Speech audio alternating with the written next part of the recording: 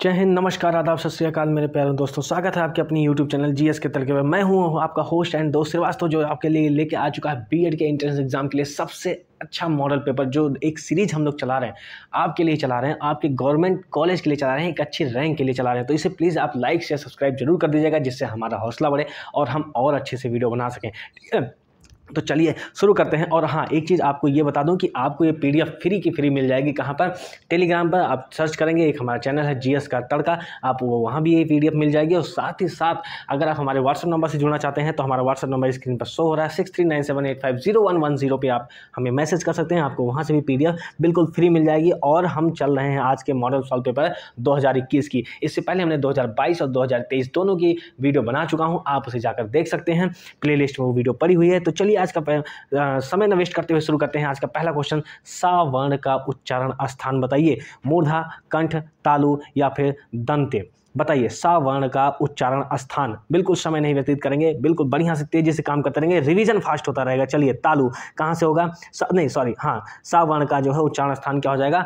तालु हो जाएगा। कैसे? अब आपको हम बता दें, ये तालु आ गया। दूसरी चीज़ एक आती है कि मूर्धन्य सा कौन सा है, दंत सा कौन सा है, तो आपको ये चीज़ समझना रहना है। तालु से तो ये आ जाता है। उसके बाद मैं आपको बताऊं कंठ से क्या होता है। जो आप का से लेकर रा तक पढ़ते हैं, का, खा, गा, घा, अंगा, ये कौन से होते हैं? ये कंठ वाले होते हैं। जब आप टा से लेके रा तक पढ़ते हैं तो कौन से होते हैं? ये मूर्धा वाले होते हैं। कौन से होते हैं? मूर्धा वाले होते हैं। और जब आप ता से लेके ना तक पढ़ते हैं, ता, था, दा, धा, ना, तो ये कौन से होते हैं? ये दंत वाले होते हैं। कौन से होते हैं? दंत वाले होते हैं। चलिए आइए नेक्स्ट क्वेश्चन पे आते हैं। क्वेश्चन नंबर 52, इनमें से पगड़ी कौन सा शब्द है? तत्सम, विदेशज, देशज और तद्भव। तो पगड़ी कौन सा शब्द है? पगड़ी जो है वो आपका देशज शब्द है। जैसे कुछ और देशज शब्द, जैसे पगड़ी हो गया, लोटा हो गया, डोंगा हो गया, डिबिया हो गया, ये सब कौन से हैं? ये सब कौन से शब्द होते हैं? ये सब देशी शब्द होते हैं। डिबिया, खिड़की, जूता।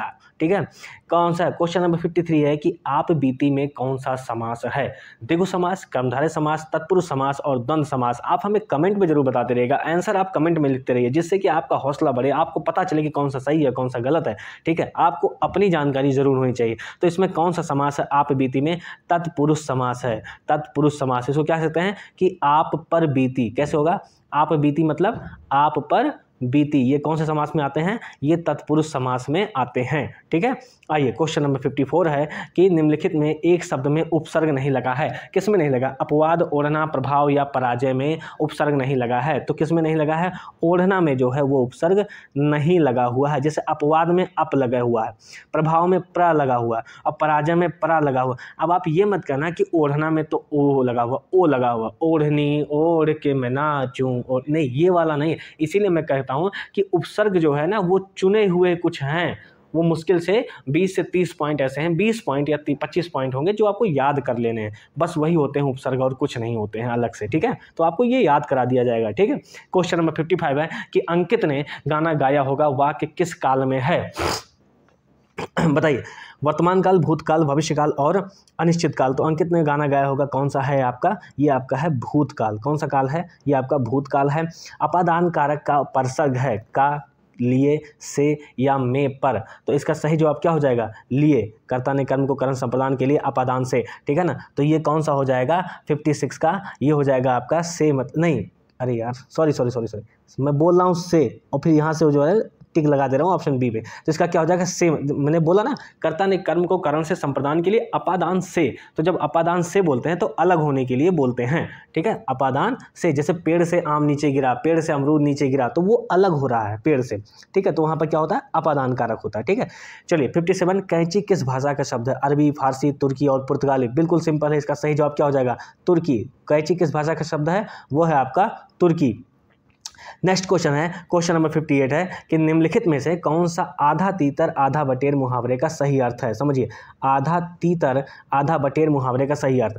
आधी आधी चीज़ों को साथ रखना, बेमेल चीज़ों का सम्मिश्रण, सुमेल चीज़ों को बटोरना, आधी आधी चीज़ों को मिलाकर एक करना। तो आधा तीतर आधा बटेर का मतलब हो जाएगा आपका बेमेल चीज़ों का मिश्रण करना। आधा हाई ले आओ, आधा हाउ ले आओ, आधा हाई ले आओ, आधा हाउ ले आओ, ऐसे होता है बेमेल चीज़ें। ठीक है, क्वेश्चन नंबर 59, अनुज शब्द को स्त्रीवाचक बनाने के लिए किस प्रत्यय का प्रयोग होगा?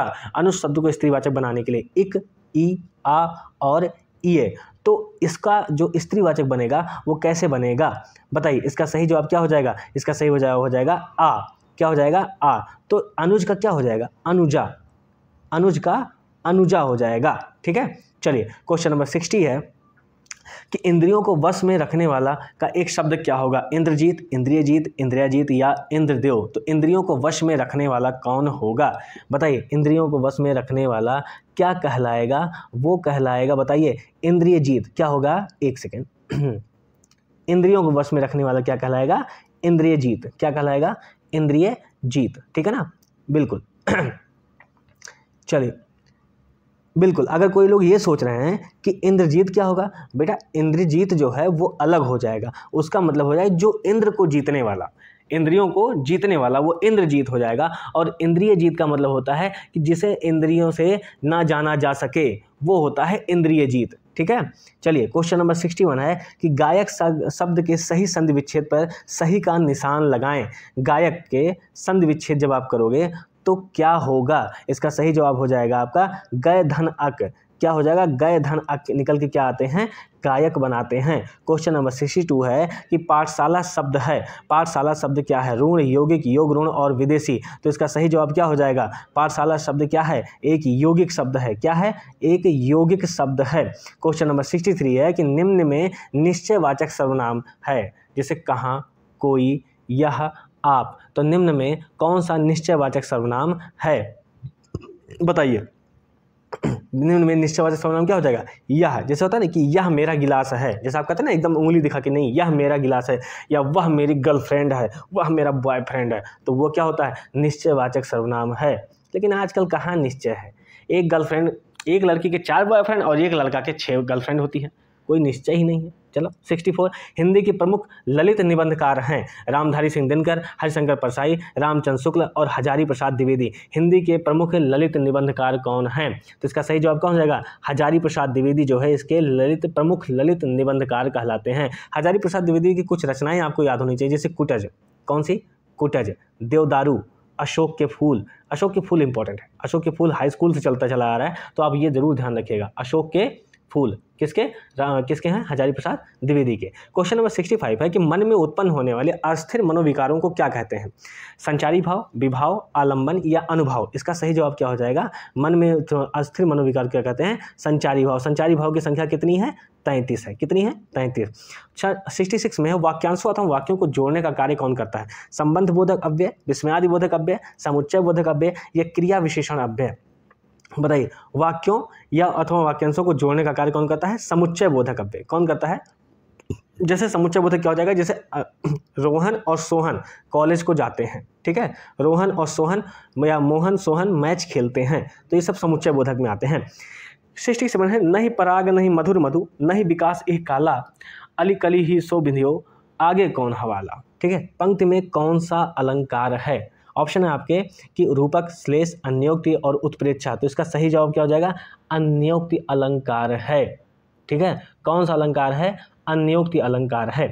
क्वेश्चन नंबर 68 है इनमें से कौन सा शब्द शुद्ध है? अव्यक्ति, उपयुक्त, ऐतिहासिक या कवियत्री। तो कौन सा शब्द शुद्ध है क्वेश्चन नंबर 68 का? तो इसका सही जवाब क्या हो जाएगा? इसका सही जवाब है आपका उपयुक्त जो है ये शुद्ध शब्द है। ठीक है, हाँ, बाकी तीनों अशुद्ध हैं। जैसे ऐतिहासिक का ऐतिहासिक होता है, कवियत्री का कवयित्री होता है और अव्यक्ति का अव्यक्ति होता है। ठीक है, चलिए ये चिन्ह कौन सा है? बताइए, उद्धरण, लाघव, विस्मयादि बोधक चिन्ह या विवरण चिन्ह। कौन सा चिन्ह कहलाता है? तो ये चिन्ह कौन सा कहलाता है? ये कहलाता है विस्मयादि बोधक चिन्ह। कौन सा कहलाता है? विस्मयादि बोधक चिन्ह। क्वेश्चन नंबर 70 है कि लक्ष्य शब्द के 2 अर्थ हैं। लक्ष्य शब्द के 2 अर्थ हैं, तो कौन से हो जाएंगे? गति वाले, गति, चाले, नाम, बल, उद्देश्य, निशाना, सही उद्देश्य। तो कौन सा ऑप्शन हो जाएगा इसमें? इसमें ऑप्शन है आपका ऑप्शन नंबर सी, उद्देश्य और निशाना। ठीक है, लक्ष्य शब्द के 2 अर्थ निकल आए। 71 सौंदर्य और प्रेम के कवि कहे जाते हैं रामधारी सिंह दिनकर, मैथिली शरण गुप्त, जयशंकर प्रसाद और फिर कौन है? सूर्यकांत त्रिपाठी निराला। तो सौंदर्य और प्रेम के कवि किसको कहा जाता है बाबू? कहा जाता है जयशंकर प्रसाद को। किसको कहा जाता है? जयशंकर प्रसाद को। निम्नलिखित में से अशुद्ध वाक्य का चयन कीजिए। पेड़ पर मैना बैठी हुई है, मोहित गेहूं पिसवाने चक्की पर गया है, निर्दयी व्यक्ति से मित्रता नहीं करनी चाहिए, उसके घर के पास एक मिठाई की दुकान है, उसके घर के पास। तो यहाँ पर देखिए ऑप्शन नंबर डी जो है यही गलत है। यहाँ पर क्या हो जाएगा? उसके घर के पास मिठाई की एक दुकान है, एक मिठाई की नहीं दुकान होती है, मिठाई बहुत सारी होती है, दुकान एक हो सकती है। ठीक है, तो आपको ये याद रखना है। क्वेश्चन नंबर 73 है, यशोदा शब्द में कौन सी संधि है? ऑप्शन है स्वर संधि, विसर्ग संधि, व्यंजन संधि और गुण संधि। तो यशोदा में कौन सी संधि है? यशोदा में है आपका विसर्ग संधि। कौन सी संधि है? विसर्ग संधि। ठीक है, और जब हम इसे तोड़ेंगे यशोदा को तो यश धन दा निकल के आता है। तो ये जो बिंदी निकल के आती है विसर्ग वाले चिन्ह होते हैं, इसको क्या बोलते हैं? विसर्ग संधि। निम्नलिखित में से ऋण शब्द कौन सा है? सरल, राजपुत्र, विज्ञान और चौपाई। तो ऋण शब्द कौन सा है? तो ऋण शब्द आपका क्या हो जाएगा? सरल, क्योंकि जब आप ऋण मतलब अब आप इसको नहीं तोड़ सकते हो। ठीक है, बाकी जैसे रूढ़िवादी लोग, बहुत पुराने लोग बदल नहीं रहे हैं, ऐसे ही सरल हो गया। सरल क्या है? ऋण शब्द हो गया। अब इसको आप तोड़ नहीं सकते हो। सरला एक खंड, इसमें कुछ तोड़ ही नहीं सकते हो आप। बाकी और सबको तोड़ सकते हो, राजपुत्र, विज्ञान, ठीक है, चौपाई, इन सबको तोड़ सकते हो। 75 श्रव्य काल के अंतर्गत आते हैं नाटक और प्रहसन, कहानी और कविता, नाटक और व्यंग्य, प्रहसन और कहानी। 75 का सही जवाब क्या हो जाएगा? श्रव्य काव्य के अंतर्गत क्या आएंगे? तो कविता और कहानी, ये दोनों आते हैं। किसमें? कविता और कहानी श्रव्य काव्य में आते हैं। ठीक है, चलिए क्वेश्चन नंबर 76 है, चपला का पर्यायवाची, चपला का पर्यायवाची क्या हो जाएगा? बताइए, चपला का पर्यायवाची। ऑप्शन आपका ज्वाला, कंजूस, दामिनी और भगनी। तो इसका सही जवाब क्या हो जाएगा? चपला मतलब दामिनी, मतलब चपला मतलब चंचल टाइप का, समझ सकते हो। ठीक है ना, चपला इसको चंचला भी बोलते हैं, दामिनी बोलते हैं, दामिनी बिजली को भी बोलते हैं। बिजली से चपक लेना भैया तो तगड़ा। तो तुम्हारे साथ चपकी है तो चपकी है, किसी और ने भी चपकाने की कोशिश की तो उसके साथ भी चपक जाती है। तो ये खुद ही चंचल है, इसीलिए बोलते हैं चपला। इसी को सौदामिनी बोलते हैं। सौदा भी कर लेते हैं तुम्हारी जिंदगी का, तुमको पता भी नहीं चलता। चपक के देखो ना मत कभी। ठीक है, क्वेश्चन नंबर 77, रिजु का विलोम शब्द क्या होगा? सरल, वक्र, त्रिकोण और सीधा। तो रिजु का विलोम क्या हो जाएगा? रिजु का विलोम हो जाएगा वक्र। रिजु का मतलब होता है सीधा और विलोम वक्र का मतलब क्या होता है? जो सीधा ना हो। ठीक है, क्वेश्चन नंबर 78 है कि रात में विचरण करने वाला निशाचर होता है, वनचर होता है, तमचोर होता है या निशाचर होता है? ऑप्शन ए है निशाकर और ऑप्शन डी है निशाचर। तो आप बताएंगे 78 का सही जवाब क्या हो जाएगा? तो रात में विचरण करने वाला क्या कहलाएगा? निशाचर कहलाएगा, ऑप्शन नंबर डी। ठीक है, और जो निशाकर होता है इसका मतलब होता है चंद्रमा, यानी निशा करने वाला। तो निशाकर का मतलब क्या होता है? चंद्रमा। और वनचर माने वन में चरने वाला, और निशाचर का मतलब क्या होगा? जो रात में चरने वाला होता है, रात में विचरण करने वाला। ठीक है, पाषाण शब्द क्या है? देखिए अब लीजिए, तत्सम, तद्भव, देशज और विदेशज। इस पाषाण शब्द क्या कहलाएगा? पाषाण शब्द होगा आपका तत्सम। ये आया था 2023 वाले पेपर में, जब मैं सॉल्व कराया था तो पाषाण शब्द आया था।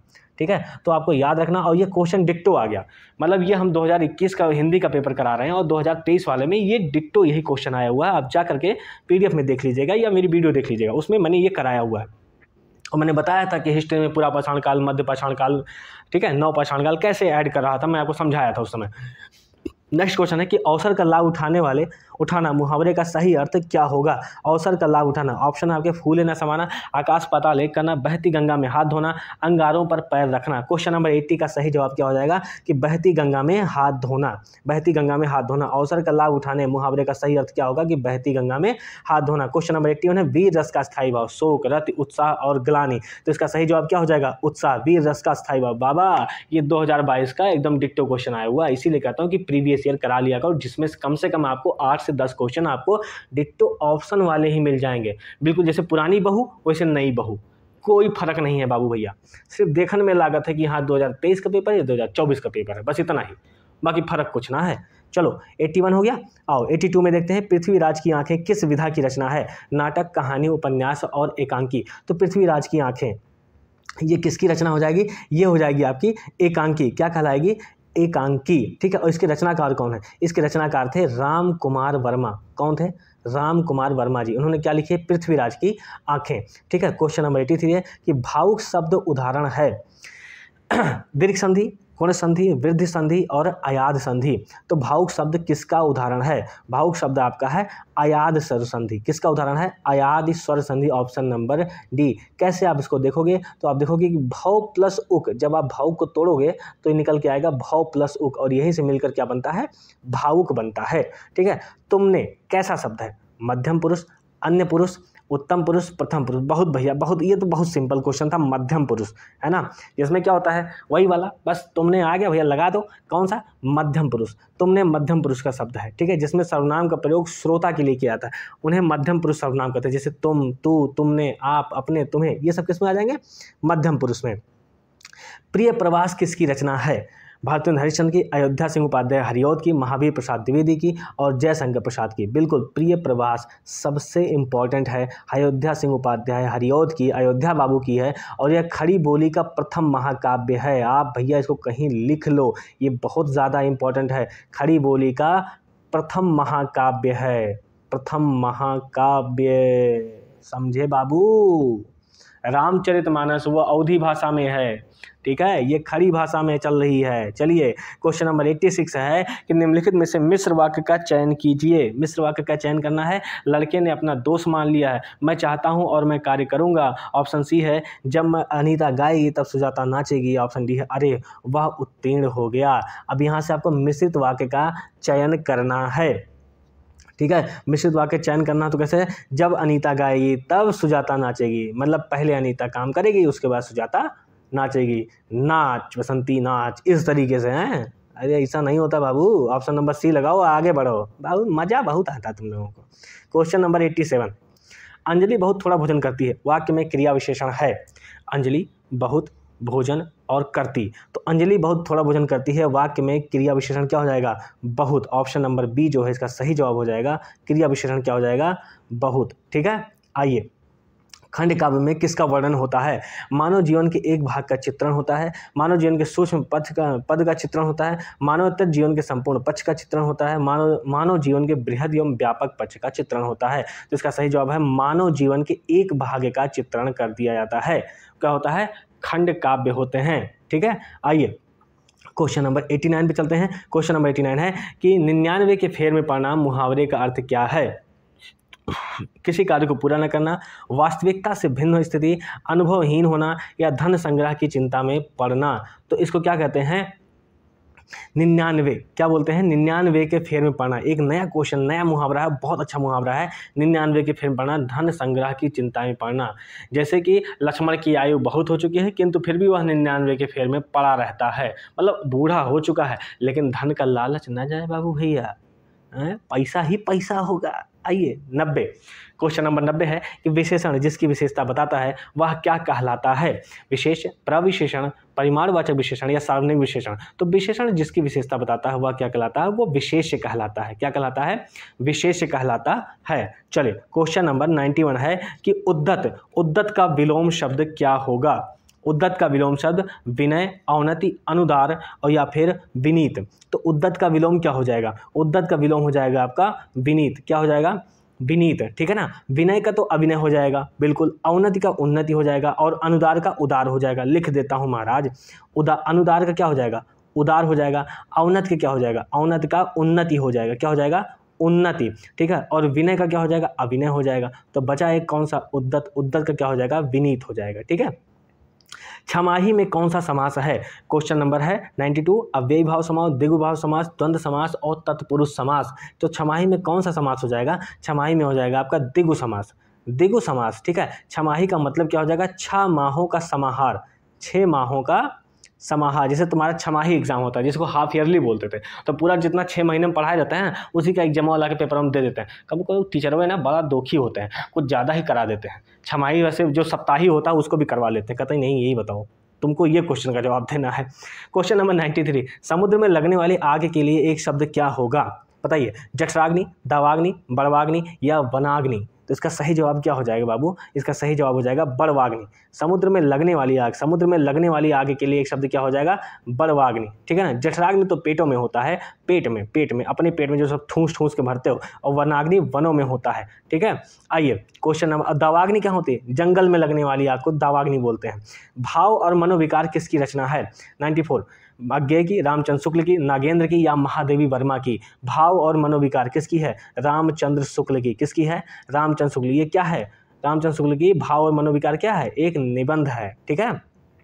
चलिए क्वेश्चन नंबर 95 है कि काव्य के शोभा कारक धर्म किसके माने जाते हैं? काव्य के शोभा कारक, ऑप्शन है रस, छंद, अलंकार और शब्द शक्ति। तो इसका सही जवाब क्या है? जहाँ पे अलंकार, शोभा कहाँ बढ़ाता है? अलंकार जो है वो काव्य में शोभा बढ़ा देता है। 96 है कि वैधशाला शब्द है, योग ऋण है, यौगिक है, ऋण है और अयौगिक है। तो वैधशाला कौन सा शब्द है? वो यौगिक है, ठीक है। वैधशाला के 2 शब्दों से मिलकर बना होता है, एक वैध ठीक है, और प्लस दूसरा कौन सा है, शाला, वैधशाला, ठीक है। 97 है, प्रबंध काव्य के कुल कितने भेद बताए गए हैं? तो ऑप्शन है 2, 3, 4 और 5। तो प्रबंध काव्य के कुल कितने भेद बताए गए हैं? वह है आपके 2। कितने होते हैं? 2। एक कौन सा होता है, पहला कौन सा होता है, महाकाव्य होता है, और दूसरा कौन सा होता है, खंड काव्य होता है। महाकाव्य और खंड काव्य होता है।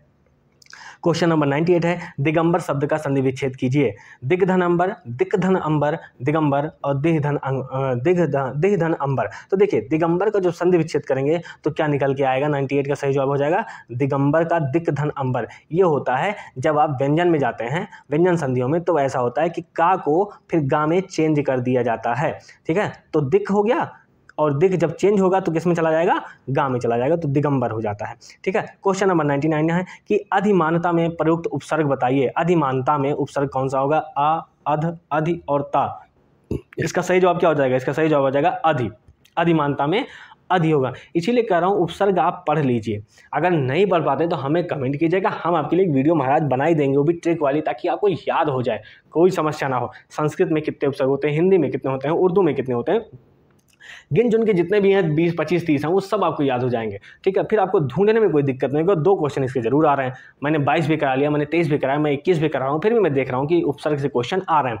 बंधन किसका प्रतीक है? ऑप्शन है आपके स्वाधीनता का, अकेलेपन का, गुलामी का या असमानता का। बिल्कुल आपको इसको देख के लगा सकते हैं किसका प्रतीक है, तो गुलामी का प्रतीक है। बंधन किसका प्रतीक है, गुलामी का, ठीक है साथियों। क्वेश्चन आज का ही कंप्लीट हो गया है, PDF आपको मिल जाएगी, और हमारे साथ इसमें जुड़े रहिए, और साथ ही साथ लोगों का सम्मान करते रहिए। और अगर आपको गवर्नमेंट कॉलेज चाहिए, बिल्कुल इतना आसानी से दिलवा देंगे। अरे मैंने खुद पाया हमारा, तो तुम्हें दिलाने में क्या दिक्कत है, मुझे आराम से दिलवा देंगे। आप बस मेरे कहे अनुसार चलिए, कोई दिक्कत नहीं। हमारे टेलीग्राम, व्हाट्सएप से जुड़ जाइए। कोई भी दिक्कत हो हमें क्वेश्चन पूछ सकते हैं, कोई भी क्वेरी हो आप पूछिए, कोई दिक्कत नहीं, जवाब आपको मिलेगा, जरूर मिलेगा, और PDF आपको फ्री मिल जाएगी, कोई दिक्कत नहीं होगी। साथ ही साथ जब ये मॉडल पेपर खत्म हो जाएगा, फिर हम आपको प्रैक्टिस सेट करवाएंगे, ठीक है। तो साथियों जय हिंद, लाइक से सब्सक्राइब जरूर कीजिए।